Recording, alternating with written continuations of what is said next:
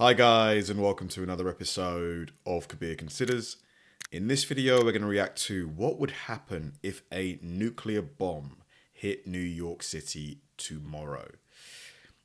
These types of scenarios always pique my interest because, you know, nukes are probably the most powerful weapon that humanity has at its disposal right now. You know, they are just immensely powerful. Look at what happened at, Hiroshima and Nagasaki, hundreds of thousands lost. And those were, the weapons used there were very small compared to, what we have now in terms of the yield. So, I think based on current estimates, there's something like 30,000 nuclear weapons around the world. So if there was some kind of nuclear war, it would probably be humanity's extinction event. But, I guess what would happen if one hit New York? I suppose if it was one, although the damage in that specific area, say like a 5-mile radius, would be huge, like you could probably contain it there. But I guess it depends on what size the nuke is. Right now, it's still kind of chilly out there. We already have a very pretty sunrise that's underway, and we are going to see a lot of sunshine out there for today.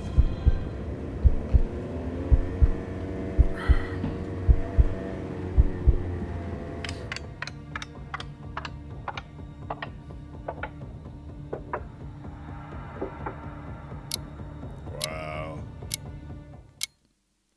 Boom.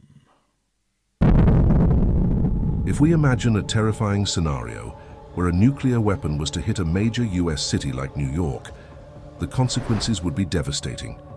Not just for New York, but for the whole world. Today, we'll explore the domino effects of what could happen if this nightmare became a reality tomorrow. From the immediate impact to the long-term effects, we'll take a look at the potential devastation and how it would change our world forever. What would happen if a bomb like Little Boy, the atomic bomb dropped on Hiroshima, was detonated in New York City? Little Boy had an explosive yield of approximately 15 kilotons of TNT. When it was dropped on Hiroshima, it resulted in catastrophic destruction and loss of life. If a similar bomb were to hit Manhattan, the impact would be similarly devastating, but on a much larger scale due to the city's density and population. Yeah. The explosion would create an intense fireball, vaporizing everything within a radius of about 200 meters or 650 feet. Skyscrapers, buildings, and people within this zone would be instantly incinerated. The blast wave would then radiate outwards, causing severe damage to structures up to 340 meters or over 1,000 feet away, shattering windows and collapsing buildings. Heavily built concrete buildings are severely damaged or demolished. Fatalities approach 100%. The immediate death toll would certainly be in the tens of thousands, if not more. Good grief. And that's just the immediate effect, There's probably worse to come with the radiation and stuff. Beyond the immediate blast zone, the heat and firestorm would cause widespread fires, engulfing large parts of the city. The intense heat would cause third-degree burns to people within 11 square kilometers or 4.4 square miles from ground zero. Third-degree burns extend throughout the layers of skin and are often painless because they destroy the pain nerves. They can cause severe scarring or disablement and can require amputation. The fallout, radioactive debris lifted into the atmosphere by the explosion, would spread out over a much larger area, carried by wind patterns. This radioactive fallout would contaminate the environment, making it hazardous for survivors and first responders. Emergency services would be overwhelmed, and the scale of destruction would make rescue efforts nearly impossible.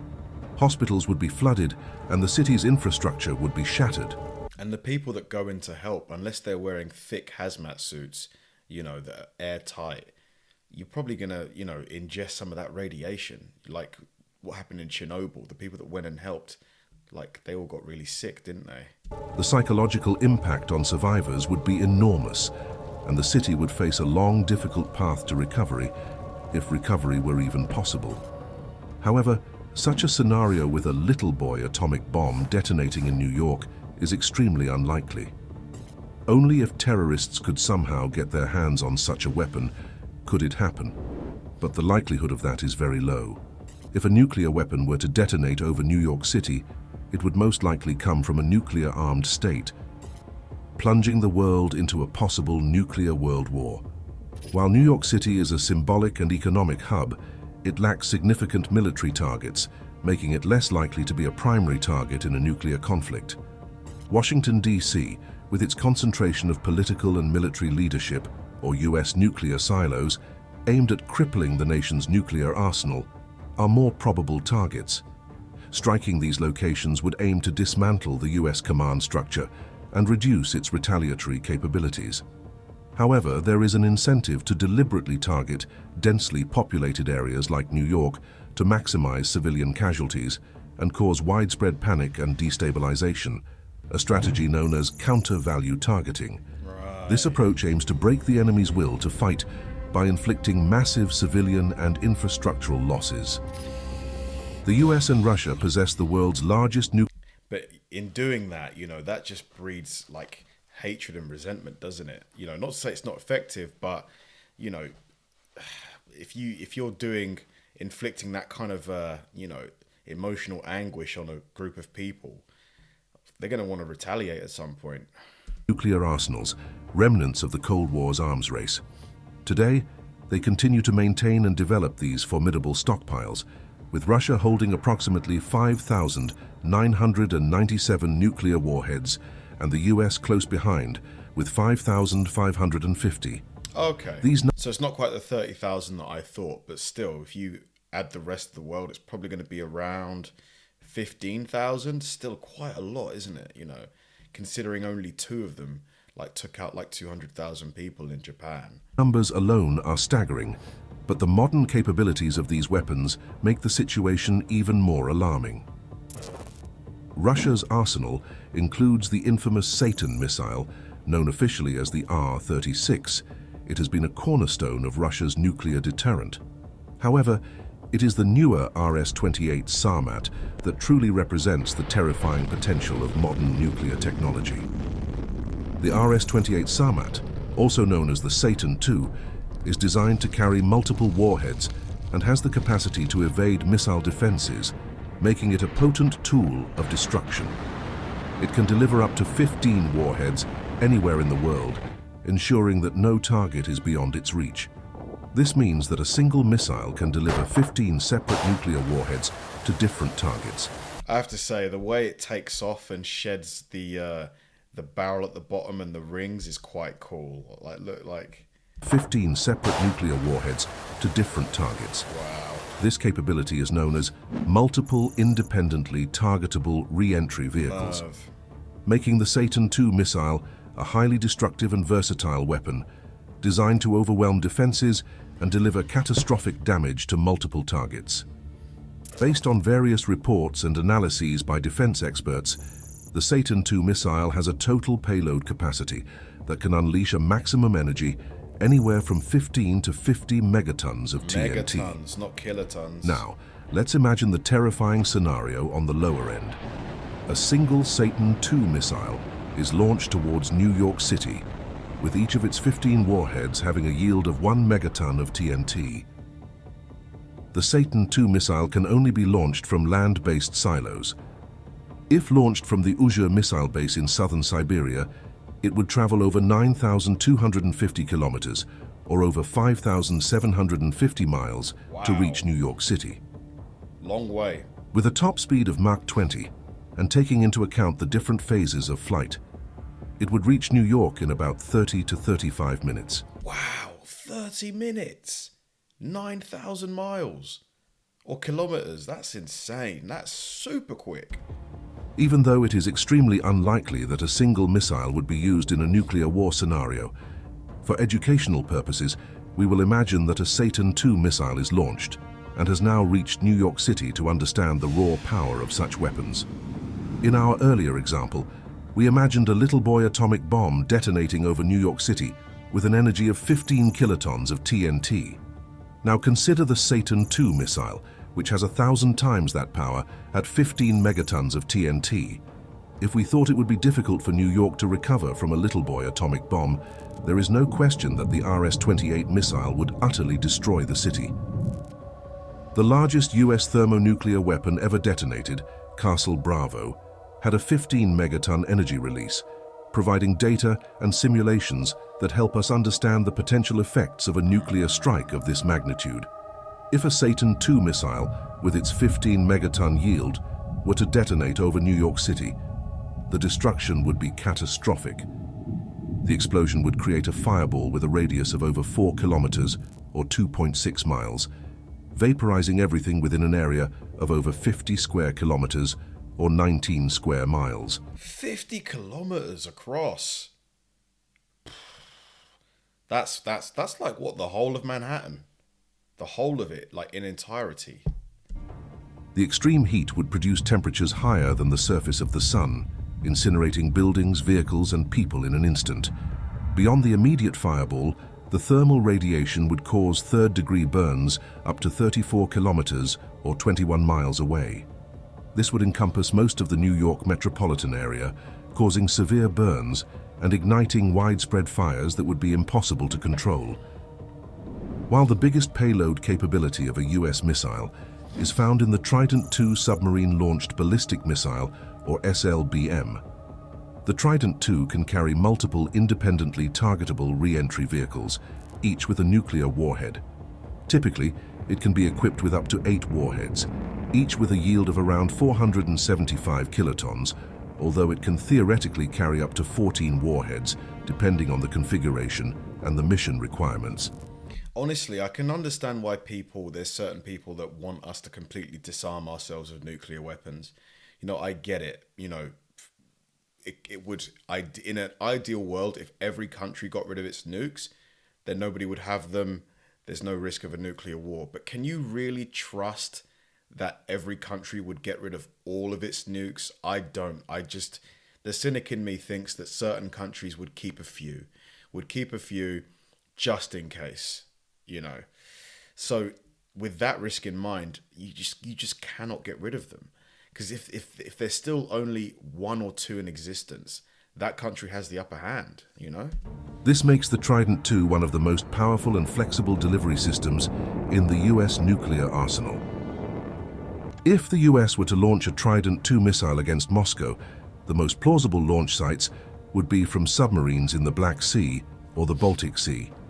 While the Black Sea is an option, the Baltic Sea, often referred to as Lake NATO, is more likely due to its proximity to Moscow. The distance from the Baltic Sea to Moscow is just over 700 kilometers, or about 430 miles.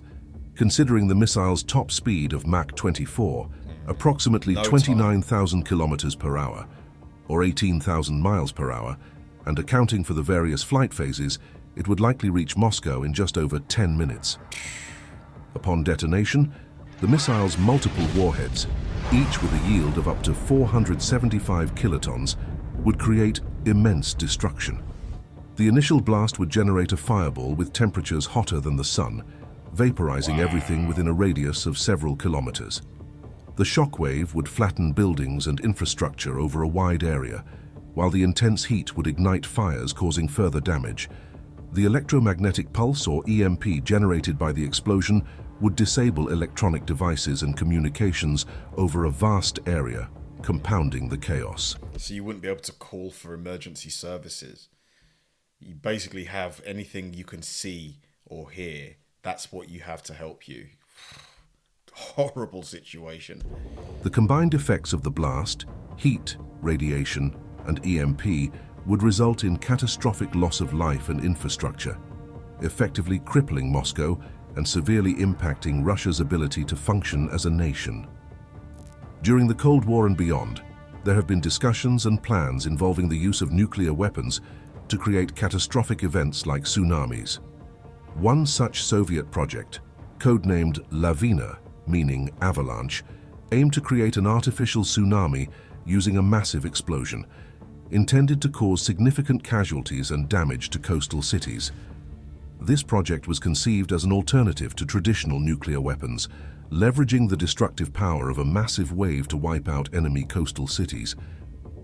There has been speculation and discussion about the possibility of using a nuclear weapon to also trigger an eruption of the Yellowstone supervolcano. However, scientific consensus indicates that this scenario is highly unlikely.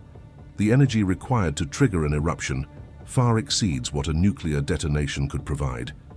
Therefore, while the idea is theoretically... But what about if you used multiple nukes? Why would they only need to, why would they be limited to one? What if they sent 10 at Yellowstone? That'd probably do it, wouldn't it? ...dramatic, it lacks practical feasibility. What didn't lack practicality was the Tsar Bomba. It was the most powerful nuclear weapon ever detonated, with a yield of 50 megatons of TNT. This Soviet bomb was tested on October 30th, 1961, over the Novaya Zemlya archipelago in the Arctic Ocean. The blast could be seen from 1,000 kilometers away, as far as Norway. The shockwave from the explosion circled the Earth 3 times, and windows were shattered up to 900 kilometers from the blast site. Wow. 900 kilometers away, someone's window broke. That's just insane. 900 kilometers. That's like somebody like detonating something in Texas, and in New York, someone's window breaks, right? Because the distance between New York and Texas is about, 900 kilometers? Something like that? Now imagine the Tsar Bomba detonating over New York City. The fireball alone would incinerate everything within over a 5-kilometer or over 3-mile radius, vaporizing buildings and infrastructure instantly.